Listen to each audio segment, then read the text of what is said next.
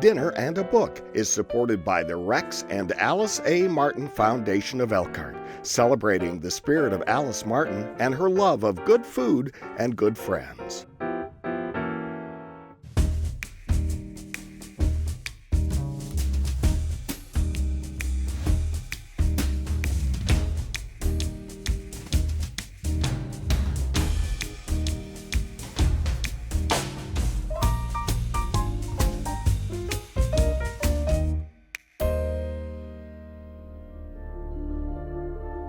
Dan Saladino, author of the nonfiction book Eating to Extinction, The World's Rarest Foods and Why We Need to Save Them, is a renowned food journalist who understands that food stories bring together our understandings of culture, power, and survival.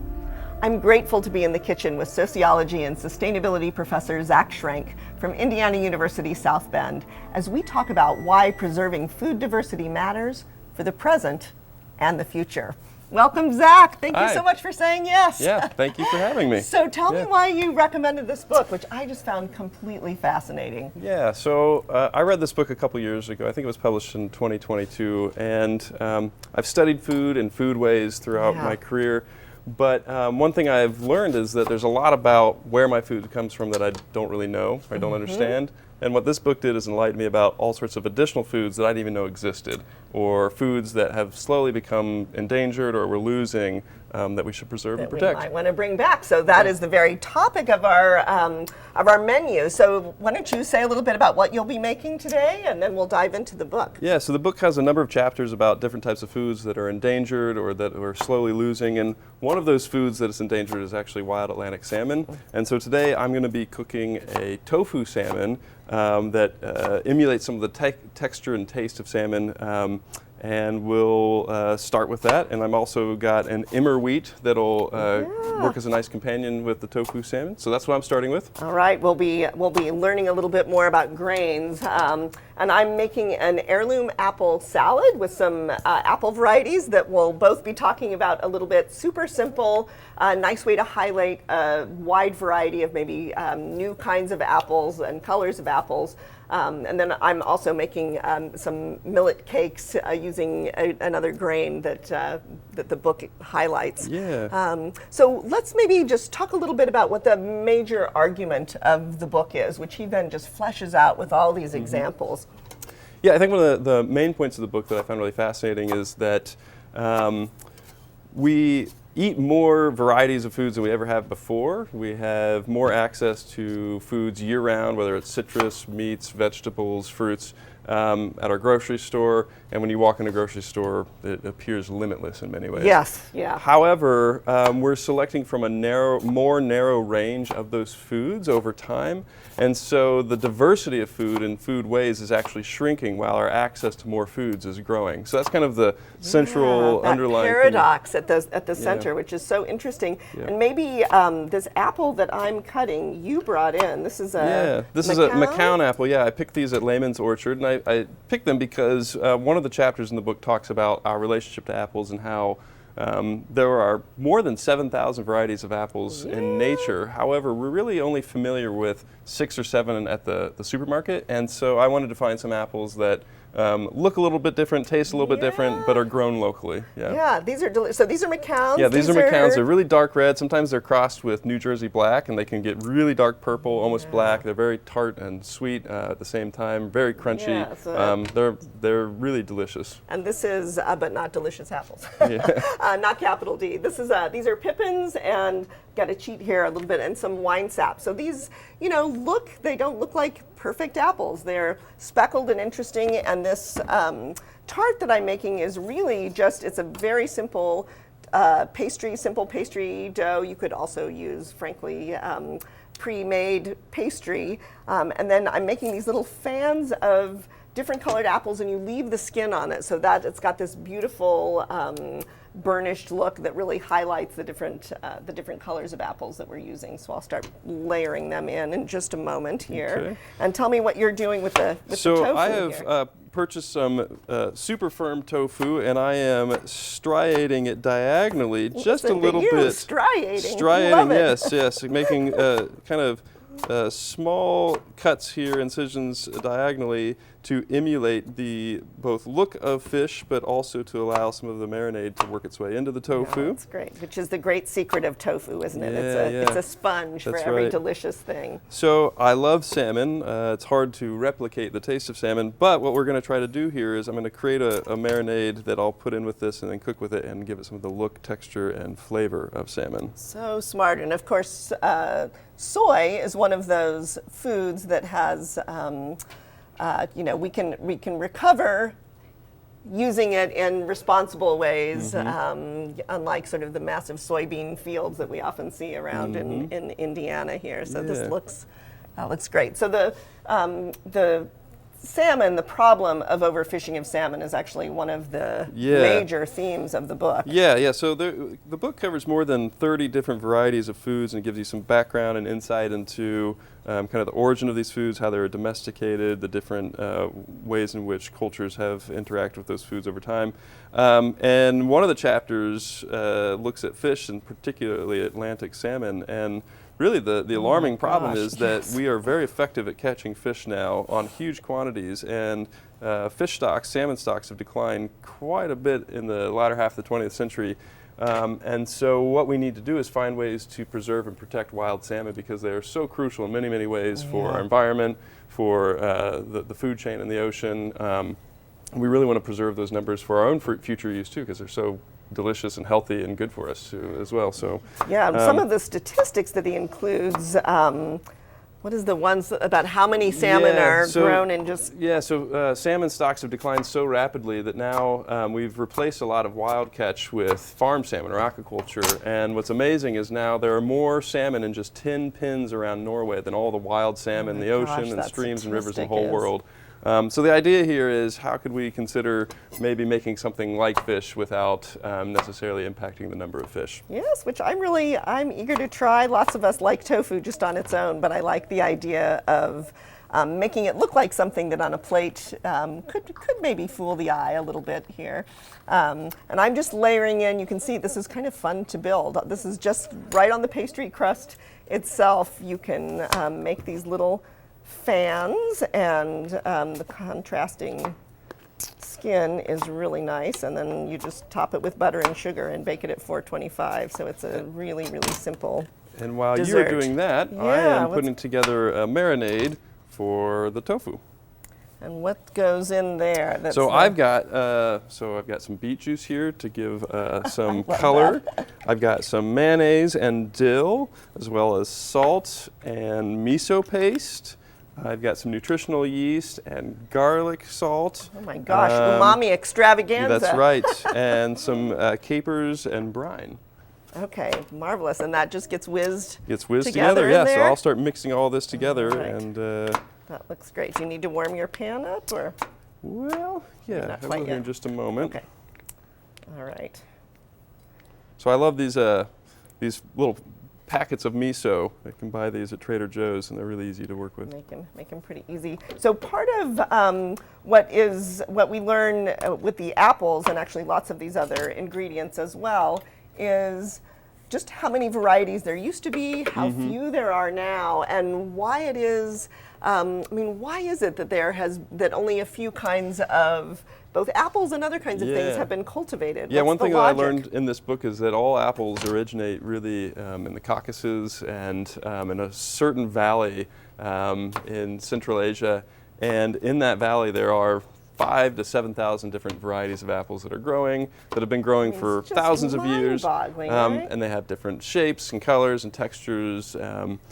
And we've really, over the last 100 years, narrowed down our relationship to apples just a few. You're probably most familiar with Red Delicious or the Gala or the Fuji apple, and all of these are really good for storage or preservation or, So that's the thing, texture right? or taste. What will sell, what will make what it will across preserve, the world intact. So for a global food chain, a few of these apples work really well, but at the expense of the diversity of a lot of other apples that might also be worth preserving in many ways. Yes, which look how beautiful these are. So I'm just going to sprinkle some sugar on here. This is 1/4 cup of sugar. This is the only thing that's going to sort of give it a little extra sweetness and caramelize it, and then some butter on the top, and that is it. It really could not be simpler and a nice way to highlight some of these flavors. So the one of the other details in there that I think for anybody who enjoys fruit, it's worth really thinking about, and that is the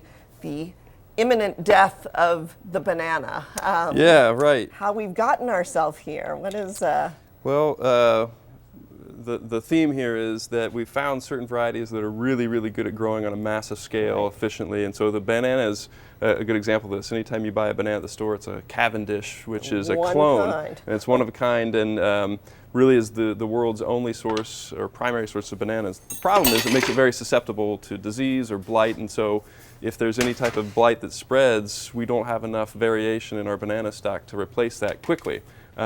So we want to preserve the variation of different foods for a lot of reasons. One, I mean, for taste and texture and culture and experience, but also protection against environmental change or different types of diseases that can emerge and wipe out a monoculture. Which is happening now, It right? is There's happening, a yeah. fungus that is taking over entire plantations, That's and the right. banana is about to go away. It could, which the is- Cavendish could go extinct, and so it's useful to think of other varieties to preserve and protect. And same with coffees and avocados and different grains. Right. It's important to diversify our sources in these things. For all sorts of reasons. Mm-hmm. And we're in Indiana. Indiana has the Indiana banana. That's right, yeah. We actually have a native fruit. Yeah.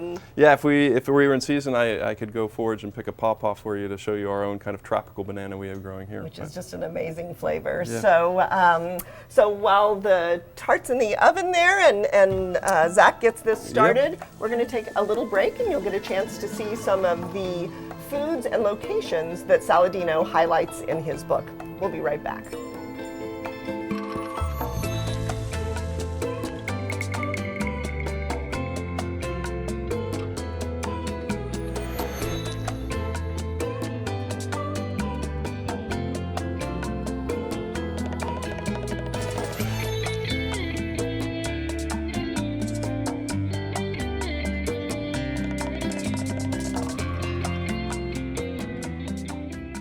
I'm here with Zach. We're prepping here. I'm about to take my heirloom apple tart out of the oven here. It smells incredible, and I gotta say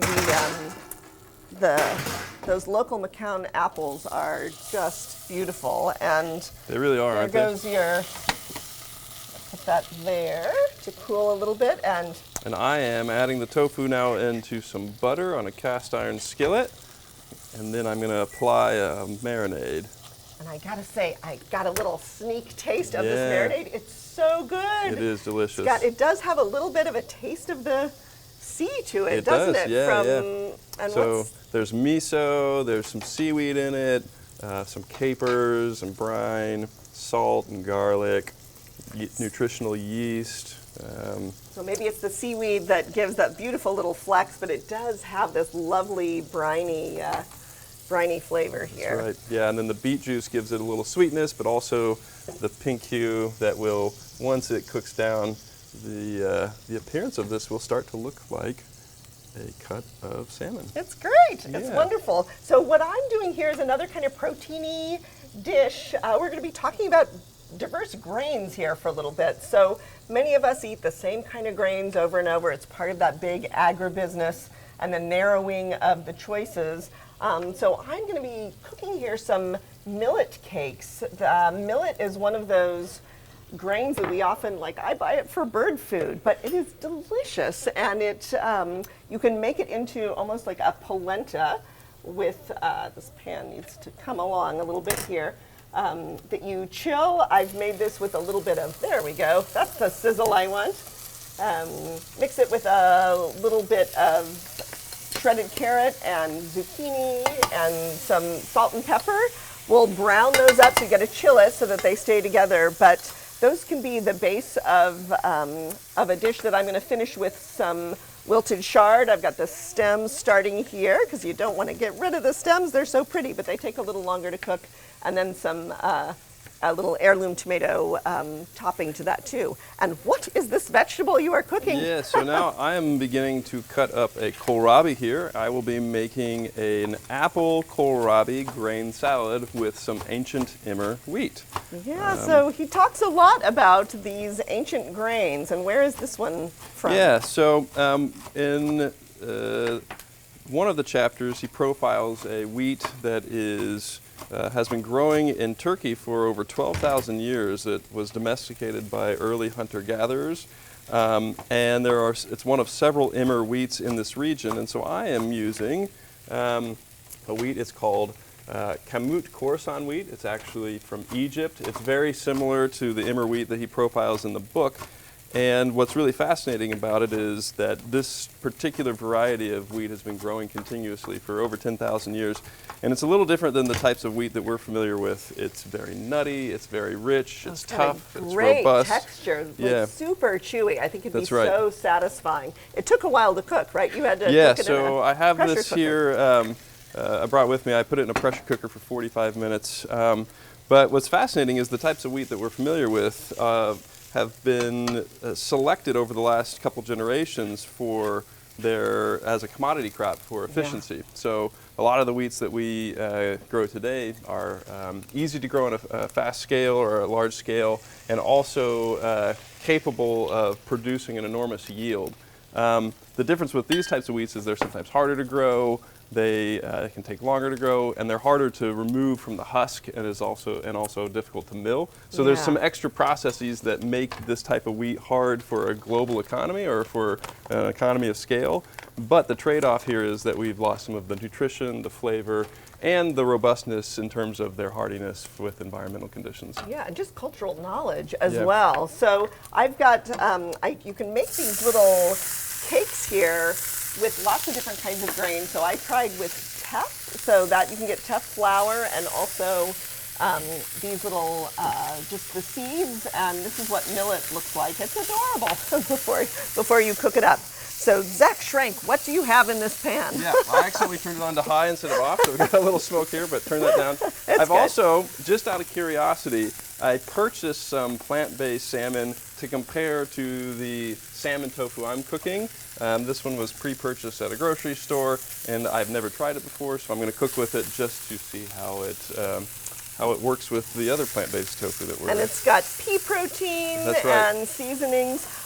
We both tried it. It's interesting. It's it's not something probably you'd eat in a big pile on your plate, but this is actually sold to be part of a poke bowl. So you can imagine it's got a nice kind of briny flavor, texture, sort of like cantaloupe. Yeah. Tasted like salted cantaloupe to me, mixed in with a poke bowl. I think it would be delicious and a nice alternative to what you were saying in the first part of the show about how we just need to get unhooked. Right. Fish pun intended there from so many of the the 2 or 3 kinds of fish that are so common to find on menus. That's right. So what I'm doing here is cooking this Swiss chard with a little bit of garlic. I need some salt and pepper.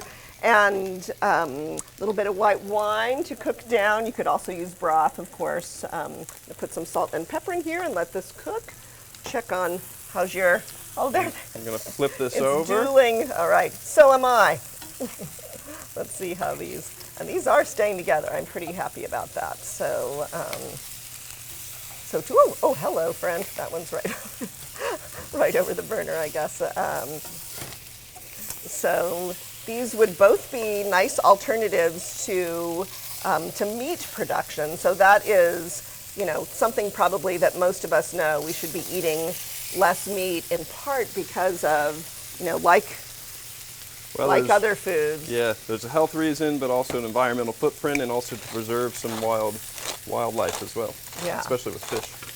So while I'm cooking this tofu here, I'm also cutting up this kohlrabi, which I'm going to then mix in with this Egyptian Immer wheat, and then eventually I'll add in one of these McCown apples and some goat cheese, along with a sauce that I pre-made at home. It's got some mustard and olive oil and honey in it, so it'll all be mixed together for this apple kohlrabi salad. Oh, it just sounds absolutely delicious. And probably, you know, you could mix and match other kinds of vegetables that you enjoy as well. And while this is cooking down, I just love Swiss chard. I'm going to be making, this will go on top of the millet cakes, and then I'm going to make a little tomato topping as well, just with some nice different colored local tomatoes and a little bit of olive oil and balsamic, and then that will, and parsley, that'll go on the very top of these. So, so the book is full in some ways of some pretty sobering news about, you know, like the banana is going to disappear if we don't change our ways, but also inspiring stories as well. And I would say it's a hopeful book, and a book by somebody who just loves food. He grew up in the UK and spent summers in Sicily and really fell in love with food as a child. The history of food, the cultural relationship to food. So there are a few examples in the book where, while there's a lot of statistics that are alarming, there are opportunities to rethink our connection to the land, rethink our connection to foods. What were some that stuck out to you, April? Chocolate. Hello. Nice opportunity to learn about how the chocolate industry in Venezuela is re-employing indigenous workers, recalling some of the knowledge that, you know, is in some cases already lost. We want to preserve some of that, and think about just work tactics as well. I'm going to put some of this on the plate here.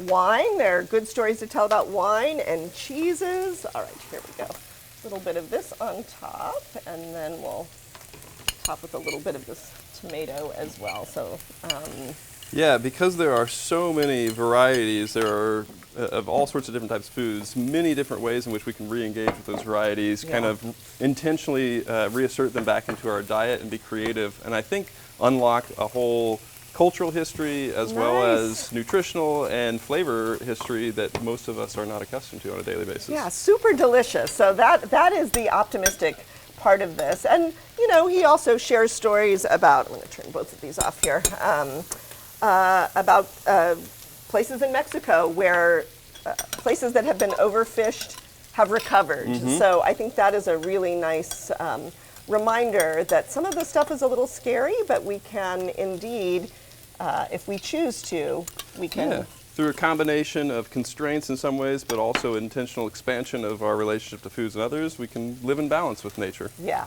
Oh, nicely put. We're going to let that be our final word in this part of the show. On Dan Saladino's website, you can see what he calls 15 fast facts that you need to know. That would be a great way to get you started learning a little bit more. We'll be right back.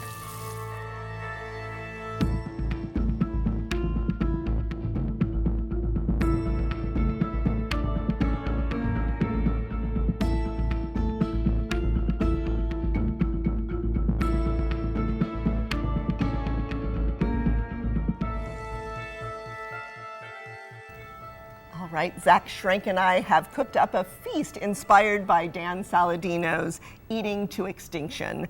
And let's talk about the beautiful foods that you made. What are these dishes? Yeah, so I've prepared here a plant-based tofu salmon dish, along with some store-bought plant-based tofu salmon, and they're sitting on a bed of emmer wheat.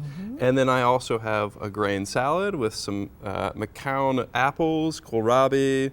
There's some goat cheese and walnuts mixed in. Just looks delicious. Yeah. And this is just a vision.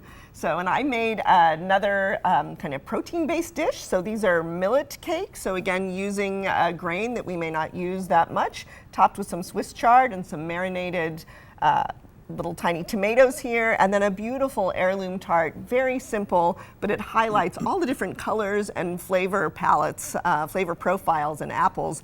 I encourage you to try putting just a little pinch of flaky salt in your whipped cream. See what that does, along with a little bit of sugar to lift the flavor. It is fantastic.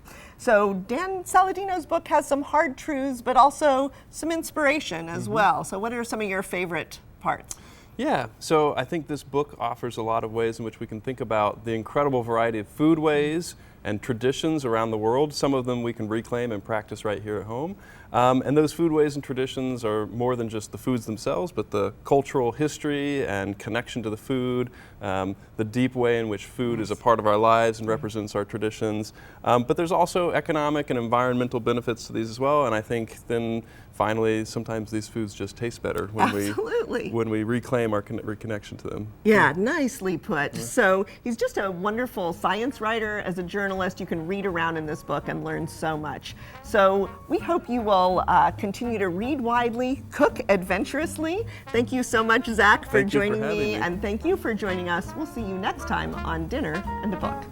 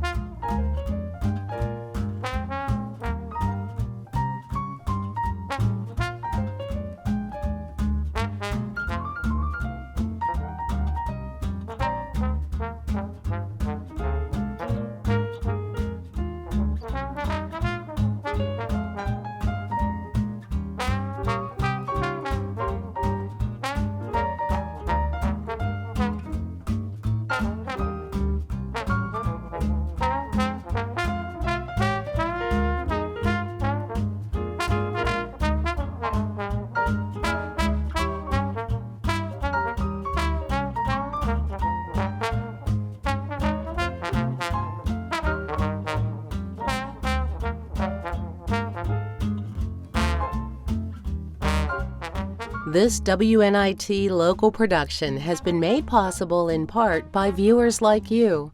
Thank you.